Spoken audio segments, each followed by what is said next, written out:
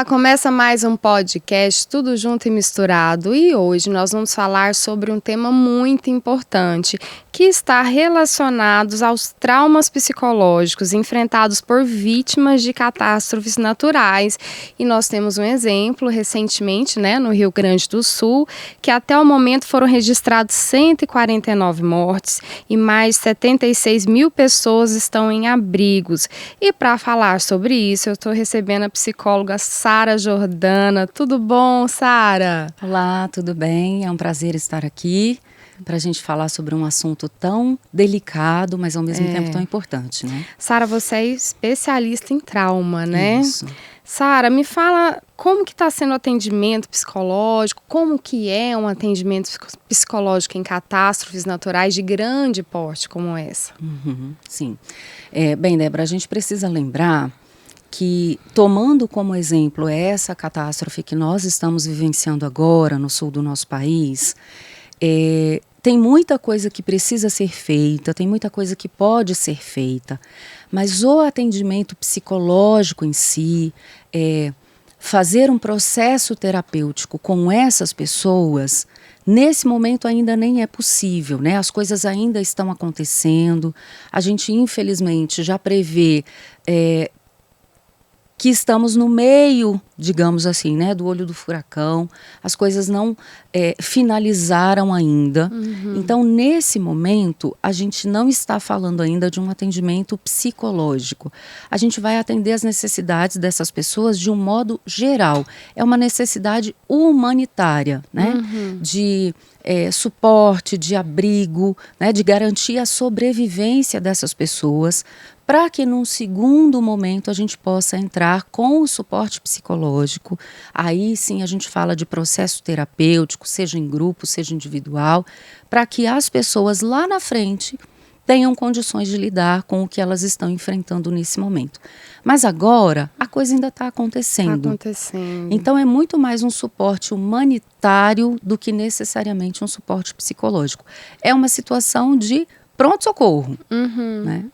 Sara, a gente está falando de traumas reais. Isso. Concretos, né, que a pessoa está vivenciando. Sim. O que pode ocasionar no psicológico de uma pessoa? Débora, muita coisa, muita coisa. E a gente precisa lembrar que essas pessoas, assim como todos nós, elas já vivenciavam antes das catástrofes as suas próprias dificuldades, né? Já eram pessoas que às vezes estavam com dificuldades de relacionamento familiar, com dificuldades no trabalho, com transtornos psicológicos, né? Que a incidência na nossa população é muito alta, dos índices de depressão, de ansiedade. Então pensa comigo, Débora, essas pessoas viviam as próprias dificuldades e de repente elas tiveram a vida impactada pela catástrofe. Então é como se fosse uma sobreposição de traumas. E foi muito rápido nessa área. A gente vê, eu estou acompanhando desde o início, a água começou a subir e subiu a níveis em uma hora, questão de horas, assim. Então a pessoa geralmente não teve aquele tempo de falar, de pensar, de reagir. Não. Era uma questão de sobrevivência mesmo, né? Literal. Como que uma pessoa lida com uma situação dessa? Eu fico imaginando as mães, você tem criança, tem bebê, como que a gente lida com isso? E o incrível é que a gente lida. A gente lida. O nosso cérebro, de certa forma, ele tem todo um arcabouço de recursos para lidar com essas situações. Então, quando você diz, né, a coisa aconteceu muito rápido, tem um teórico na psicologia do trauma que diz que trauma é tudo aquilo que aconteceu forte demais, cedo demais ou rápido demais, né? E às vezes esses itens se misturam, inclusive em situações muito críticas. Então, o que o nosso cérebro faz diante de uma situação dessa? Ele desliga alguns elementos, algumas funcionalidades que não estão ligados diretamente ao nosso senso de sobrevivência, porque ele faz uma leitura muito rápida do ambiente e entende que o importante ali é sobreviver, né? Então, por exemplo, nós temos aqui atrás da nossa testa o nosso córtex pré-frontal, que é a área mais sofisticada do nosso cérebro, né? essa parte não vai funcionar direito numa situação como essa.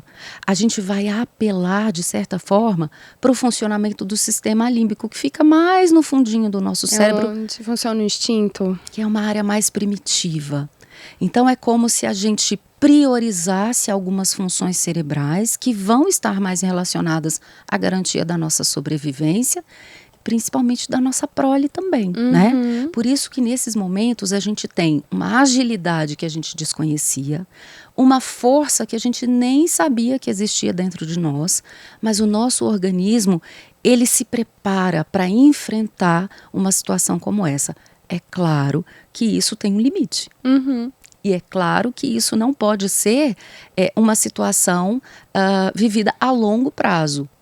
Né? Isso é a curto prazo, de certa forma, para que eu dê conta de enfrentar, com os recursos que eu tenho, aquela situação absurda que eu estou vivenciando. É aquela frase, né? A gente só sabe que é forte quando a gente precisa ser forte, né? Exato. E como que você se sente ajudando essas pessoas, dando esse suporte emocional? É um trabalho muito desafiador, mexe muito com a gente, né? Eu que não estou ajudando, estou de longe. A gente teve um dia que eu falei, não vou ver mais, porque a gente fica angustiado, né, de ficar vendo. E eu até recomendo, sabe, que as pessoas, nós, né, pessoas comuns, que às vezes estamos distantes dessa realidade, a gente tem um limite. Então a gente pode engajar em algum projeto de ajuda, fazer a doação que estiver ao nosso alcance, mas a gente não pode mergulhar nessa situação profundamente, porque nós também temos as nossas limitações. Então, até quando alguém me pergunta, Sara, como é que eu faço para lidar com tudo isso? Eu digo, filtra. Filtra, vê até onde você realmente pode contribuir. É claro que a gente não pode se alienar e dizer, eu não vou nem entrar em contato, não quero saber, né? Vou fingir que não está acontecendo. Isso também não é uma reação saudável, né? É uma fuga, uma negação. Mas a gente saber os nossos próprios limites. Então, se manter informado é importante, saber o que está acontecendo, saber o que nós podemos fazer para ajudar é importante, mas todos temos os nossos limites e isso precisa ser respeitado. Então, filtrar o nível de informação, o nível de acesso, né, a quantidade de vezes que você acessa, que você entra em contato, porque existe um tipo de trauma que a gente chama de trauma vicariante, que ele não é sofrido por mim.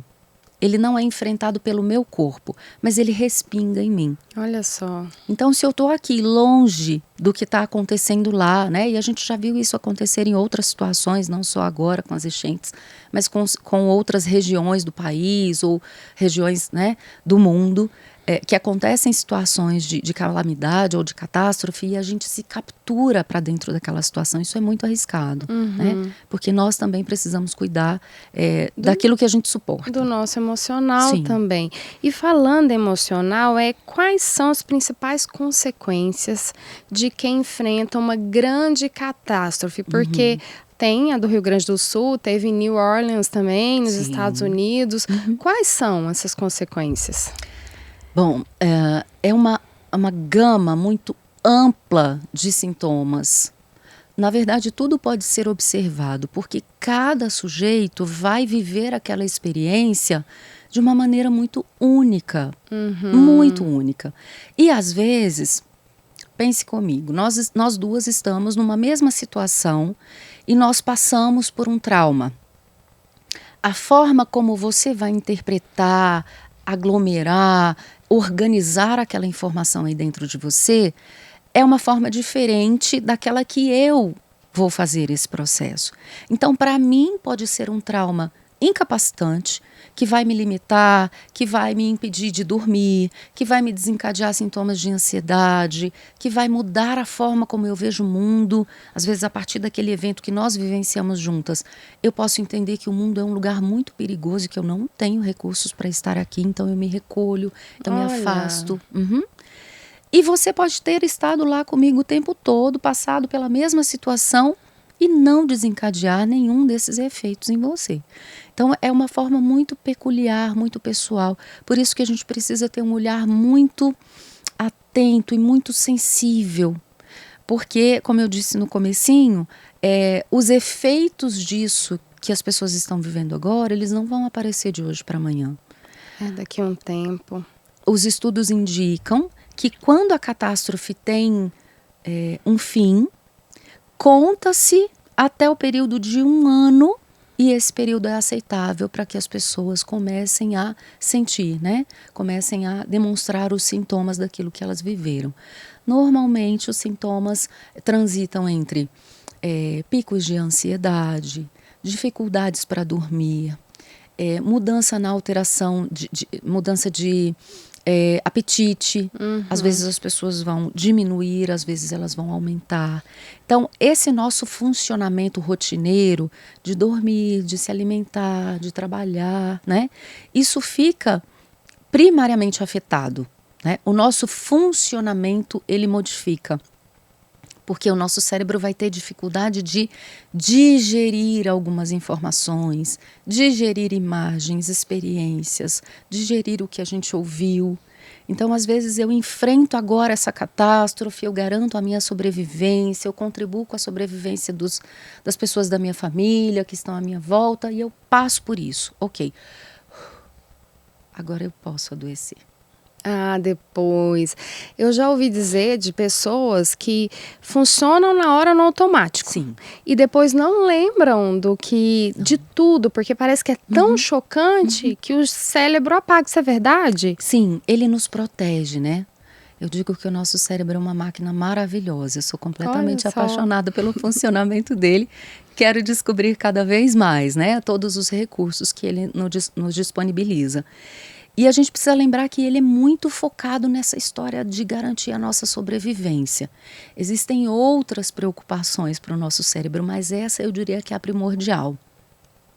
Então ele nos ajuda a fazer o que precisa ser feito, e depois é que ele vai tentar dar uma organizada nessas informações, filtrar o que é imprescindível para que a gente continue, né, vivendo bem, e algumas coisas ele vai dar uma escondidinha da gente. Isso é um mecanismo de proteção. É como se ele entendesse que alguns conteúdos não precisam ficar assim tão acessíveis. Fica guardado numa caixinha lá para a gente conseguir continuar. Conseguir tocar a vida. Exato. E como lidar com esse sentimento de luto, de perda? Porque tem pessoas que perdem tudo. Tudo. Familiares, que eu acho que é o pior, amigos e também os bens materiais. A casa foi embora, a empresa foi embora, o trabalho foi embora. Como que a gente lida com isso? Para quem está oferecendo seus cuidados para essas pessoas, é por isso que a gente fala que cada um tem que entender do próprio limite. Porque estar em contato direto com essas pessoas agora é acionar em nós uma sensibilidade extra. A gente vai precisar utilizar todo o estoque de sensibilidade, de paciência, de tolerância, e ter um cuidado muito especial em não invalidar a dor do outro. Porque a nossa tendência, e eu tenho uma tendência assim também, preciso estar sempre me vigiando. A nossa tendência é dizer para a pessoa que vai ficar tudo bem, que graças a Deus ela sobreviveu e, portanto, ela deveria ser grata a isso. São coisas óbvias, né? Não é que isso está errado, mas às vezes naquele momento a pessoa não tem condições de suportar isso, ela não consegue enxergar isso que a gente está tentando mostrar para ela, né? Porque ela viveu na pele uma situação profundamente impactante. Então, às vezes, a gente vai ter que ter essa tolerância, de compreender, às vezes, um sentimento de desesperança, né? E acolher isso que o outro traz, porque é a realidade dele. Né? Então, a nós que estamos ali tentando minimizar a dor e a dificuldade dessas pessoas, cabe ouvir, cabe entender o ponto de vista dessa pessoa, não querer trazer o nosso. Ah, não, mas eu já passei por uma coisa parecida, eu superei, você vai superar também.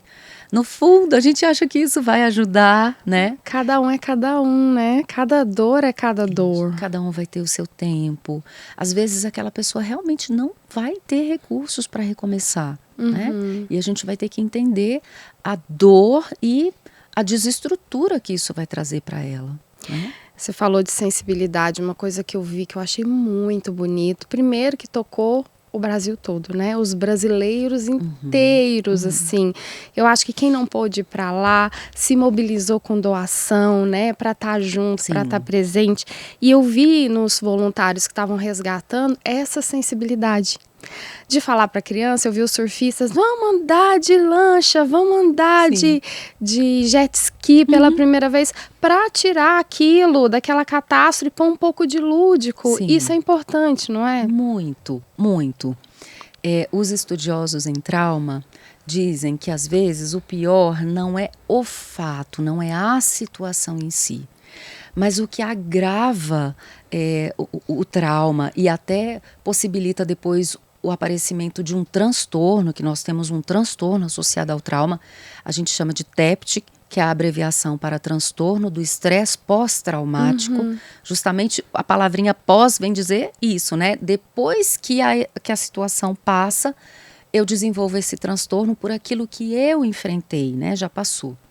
Então, aquilo que pode minimizar os efeitos ou diminuir a possibilidade do aparecimento do TEPT, não é a gravidade da situação que eu enfrentei, é o quanto eu me senti amparado enquanto eu enfrentei o que eu precisava enfrentar. Eu achei bonito demais. Eu vi também um outro resgate de uma senhorinha. Ela devia ter uns 80, 90 anos, e eram 4 bombeiros. Sim. E eles colocaram ela num barco, assim, e ela começou a chorar. E o bombeiro falava para ela, não chora não, tem um chocolate aqui. Aí a senhora é da onde? Aí eles começaram, eu sou de tal cidade, eu sou de tal cidade. Quer dizer, tentando tirar o foco da dor dela, para ela conseguir superar aquele momento. Porque se ela desaba no choro ali, uma senhorinha de 80 anos, às vezes não dá conta, né? Sim, corre risco de vida, inclusive, né, de morte, no caso. Essa demonstração de que, olha, tá muito difícil, mas você não está sozinho, a gente está aqui para você, com você e por você, conforta muito, acalenta muito e evita que a pessoa entre num espiral de desamparo. Que a gente precisa lembrar que o desamparo é um dos maiores medos da humanidade. Desde que a gente nasce, desde que nós somos um bebê, a gente já não entende muita coisa cognitivamente, mas a gente sente que a gente não pode ficar desamparada, que isso representa um risco para nós, né? A nossa sobrevivência. Então a gente vai buscar uma interação com os nossos cuidadores, o papai, a mamãe, os adultos responsáveis, porque a gente sabe que gerar esse vínculo vai me ajudar a garantir a minha sobrevivência. Então é nesse nível que a gente se sente ameaçado quando a gente está diante de uma catástrofe dessa. É como se algo dentro de nós soubesse que sozinhos a gente não dá conta. É muito difícil. Né? E como lidar com o trauma de uma cidade inteira, de uma sociedade inteira? Porque eu vi cidades que o prefeito falou, não tem condição. Aqui vai ter que todo mundo evacuar. Vamos evacuar todo mundo. Como que lida com isso? A gente vai precisar mais do que nunca desse suporte coletivo. Agora é a hora da gente se unir de fato como nação, como uma comunidade, para mostrar para essas pessoas que elas não estão sozinhas e que nós estaremos disponíveis com os recursos que nós temos para apoiar nessa reconstrução, que vai desde a reconstrução do ambiente físico, estrutural, até a reconstrução emocional, porque as pessoas perdem um pouco até do seu senso de identidade numa situação como essa. Né? É muito difícil saber quem eu sou, de onde eu vim, qual é a minha história, quais são os meus projetos, quando eu estou diante, né, de uma cena como essa, de um alagamento que atingiu uma proporção incalculável. Então a gente vai precisar agora, se eu pudesse imaginar uma cena lúdica disso, é a gente cobrir essa região, né, que agora está está tão carente de tanta coisa, de atenção, de cuidado, de afeto, e esperar, né, que os nossos governantes façam a parte deles, entendam quais são as prioridades de cada região, de cada situação, né? A gente está falando de um estado todo, mas eu entendo também que cada cidade ali vai ter uma situação muito específica, né? E como ajudar as crianças e os adolescentes a enfrentarem? Porque nós, adultos, a gente vê uma situação assim, por mais que a gente queira falar assim, não, a gente vai conseguir. Mas quem perdeu tudo, às vezes não consegue ter essa atitude, né? Sim, eu não consigo dimensionar, é uma situação muito difícil. Como orientar uma criança e um adolescente que está passando por isso? É o nosso papel fornecer para as crianças e para os adolescentes também. Claro que dentro de um contexto a gente sabe que as limitações são muitas, mas dentro das possibilidades a gente precisa transmitir para eles uma sensação de segurança, de suporte, de estabilidade, né? Então, se nós estamos providenciando abrigos para essas crianças, para esses adolescentes, eu preciso que as pessoas que estejam responsáveis por esses abrigos tenham disponibilidade de estar junto. Às vezes, eu vejo assim, se dentro das possibilidades essa criança já está com uma roupa limpa, ela já está alimentada, ela já está hidratada, eu vou precisar, talvez como voluntário, sentar e brincar. Eu vou precisar contar uma história, eu vou precisar proteger essa criança de uma exposição desnecessária, eu vou precisar filtrar aquilo que essa criança vai ter acesso, o que ela vai ver, o que ela não vai ver. A gente sabe, né, volto a dizer, que isso é muito difícil. Porque Seria às vezes o ideal, né? é uma situação difícil até para quem está lá ajudando, né? Não há como se garantir isso 100%. Infelizmente, não há como colocar essas crianças, esses adolescentes, e até às vezes os próprios idosos também numa bolha, né? Não é possível. Mas na medida das possibilidades, é trabalhar essa proteção, fazer um contato visual, estabelecer um vínculo com essas crianças. Se existem crianças de uma mesma família que foram resgatadas, se possível, deixar que elas fiquem juntas, né? Isso vai amortecendo os riscos de depois essas crianças e esses adolescentes desenvolverem, né, o TEPT ou algum outro tipo de transtorno em virtude do que elas estão vivendo agora. E quem está ajudando? Quem está trabalhando para recuperação disso? Porque nós somos os seres humanos também, né? Sim. Como que a gente pode se proteger? Vamos começar falando dos profissionais, porque também tem os voluntários, né? Os profissionais da área, como que se protege? Eu vi um caso de um médico que eu acho que o estresse foi tão grande que ele teve um mal súbito, né? Sim. Como que a gente se protege? A gente precisa entender muito dos nossos limites e tentar respeitar esses limites o máximo possível. Às vezes, o máximo que eu consigo fazer é uma doação. Eu não consigo assistir, eu não consigo ir para lá, né? Estar lá com uma ajuda em loco. Ok, não é hora de ninguém bancar o super-herói, né? Porque senão a gente vai acabando sendo engolido por essa situação também. E precisamos lembrar que nós também temos as nossas questões, a gente também já tem a nossa bagagem. Não é como se a gente tivesse nascido ontem e hoje a gente estivesse pronto para enfrentar tudo. A gente também tem uma história, às vezes, de dificuldades que a gente está tentando lidar. Então, esses profissionais, especialmente que estão lá agora, a gente precisa se preparar do lado de cá, nós que não fomos, para recebê-los, para acolher, para ouvir, para identificar quem realmente vai precisar de um suporte emocional mais específico, de acompanhamento psiquiátrico, psicológico e de outras áreas do conhecimento humano também, né? Porque a gente, por exemplo, eu não fui, mobilizei com doações, mas não pude ir. Mas a gente se pega pensando, meu Deus, se acontecer aqui, como que eu vou agir? Né? O que eu vou fazer? Então afeta psicologicamente a nação toda, né? E como seguir depois disso, Sara? lembrar dos nossos recursos, né? Apesar das nossas fragilidades como humanos, a gente precisa lembrar que a gente tem os recursos internos, que são as nossas emoções, as nossas características, até a nossa própria inteligência. Nós temos os recursos externos, que são esses que estão fora de mim, mas que eu posso utilizar, os nossos vínculos, né? Até o recurso material, nesse momento entra. E nós temos os nossos recursos espirituais, independente de qualquer coisa, das nossas crenças, de como a gente professa isso, mas os nossos recursos espirituais também vão ser úteis para que a gente se apoie, se encoraje e identifique o que é necessário fazer de acordo com a situação que a gente está vivendo, né? O voluntário, ele precisa tirar uma pausa ou não? Tipo, vou lá, ajudo 2 semanas, aí depois eu dou uma pausa e volto, porque ali vai precisar de muito tempo, né, de ajuda. Precisa? Precisa. É uma necessidade, né?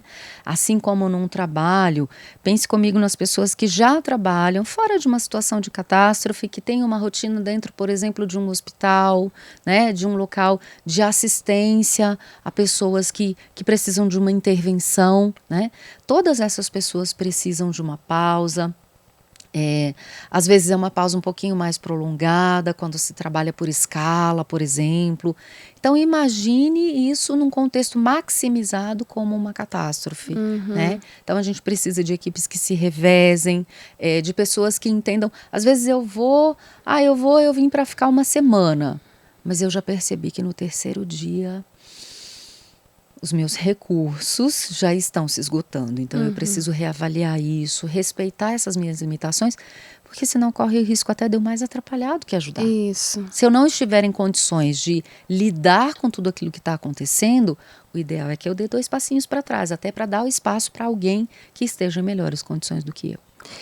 E eu vi muito nas redes sociais as pessoas falando assim, olha, eu não postei, gente que postava todo dia, eu não postei porque eu não consigo, eu tô me sentindo mal por estar bem aqui em casa e ver tanta catástrofe. Olha, eu não vim aqui porque eu não, ou vim aqui, mas eu não tô bem.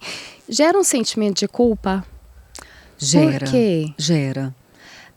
Porque a gente, ao mesmo tempo, se solidariza com essa situação, mas isso mexe com muita coisa dentro de nós, como, por exemplo, essa situação de hoje são eles, e amanhã? Será que pode ser eu também? Será que pode acontecer aqui no ambiente onde eu vivo? É porque é uma catástrofe, não tem como a gente medir, né? Às vezes eu não estou exposto a esse tipo de catástrofe, mas será que algo diferente pode acontecer comigo? Então isso nos deixa muito mobilizados. E às vezes o que acontece é essa culpa, né? Poxa, minha família está bem, está todo mundo em paz, protegido, seguro, alimentado, né? E de repente eu vejo essas pessoas lá e eu sem querer até, né, estabeleço esse tipo de comparação. Isso é humano, isso é muito natural e a gente precisa aprender a se acolher, né? E também a se disponibilizar a ajudar com os recursos que a gente tiver. Isso minimiza a culpa. Sara, e a questão dos desaparecidos? Como lidar? Como que a família pode lidar com essa questão, os amigos, as pessoas próximas? É uma situação que gera uma tensão incrível, né? A gente fica tenso, preocupado, é esperado o desequilíbrio. É esperado, né? Se uma pessoa está numa situação dessa e eu quero que ela fique calma, quero que ela tenha uma serenidade para lidar com isso, a minha expectativa não está correspondendo com a realidade, né? Então, por isso que eu disse que a nossa sensibilidade, a nossa paciência, a nossa capacidade de acolhimento, de aceitar o que vem do outro, ela precisa estar muito mobilizada agora, porque esse outro vai sim agir às vezes de forma que eu nunca tinha visto antes. Às vezes é uma pessoa com quem eu convivo e ela é super pacífica, tranquila, mas nessa situação tem uma pessoa da família dela que está desaparecida, ela pode reagir de uma forma intempestiva, ela pode demonstrar uma irritabilidade, uma agressividade que, uau, eu nunca tinha visto essa pessoa reagir dessa forma. Mas é que em situações extremas, a gente também reage de formas extremas, né? A reação traumática, É interessante a gente pensar nisso, né? O trauma é o anormal. A minha reação é normal diante daquela situação anormal que eu estou vivenciando.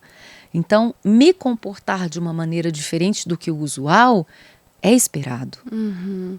Então, oferecer nosso apoio, a nossa ajuda e ficar consciente que a dor do outro não é a minha, né? Isso. E tentar ajudar da melhor forma possível. Exatamente. Cada um vai disponibilizar os recursos que tem, respeitando os próprios limites, mas entendendo que essa especificamente, né, é uma situação que está acontecendo aqui pertinho de nós, no nosso país, né? Ela é uma situação que ainda vai trazer muitos desdobramentos, muitas consequências para o emocional dessas pessoas, e a gente de cá precisa se preparar para dar esse suporte que a gente puder. Sara, muito obrigada pela sua presença. Parabéns, viu? Por estar ajudando lá, sendo voluntária. Parabéns mesmo. E muito obrigada. Obrigada a vocês. E você fica com o nosso próximo podcast. Tchau, tchau.